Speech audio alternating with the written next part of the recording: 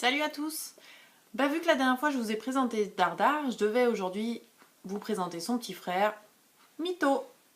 Je vous explique, c'est parti. Alors voilà Mytho, c'est un jeu pour 3 à 5 joueurs à partir de 7 ans.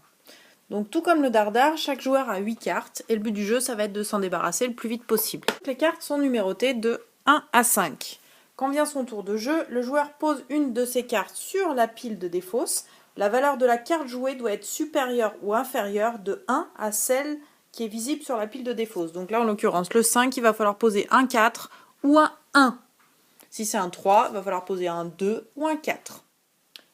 En début de partie, un joueur est désigné punaise. C'est lui qui vérifie si les autres ne trichent pas. S'il surprend quelqu'un en train de tricher, cette autre personne devient punaise à son tour. Forcément, vous y attendez, il y a plein de cartes spéciales, sinon c'est pas drôle. La plus simple, la carte araignée.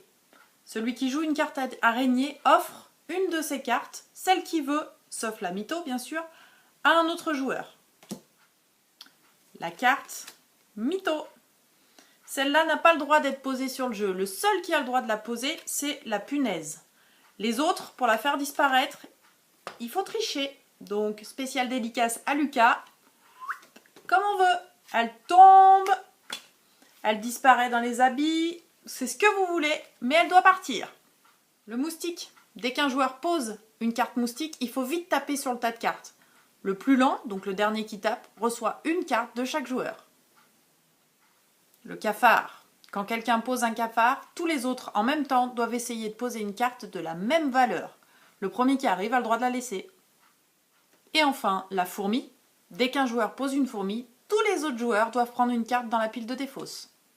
C'était donc Mytho, que vous pouvez retrouver avec plein d'autres jeux dans la rubrique boutique sur la page Facebook du Déambulant. À bientôt, ciao!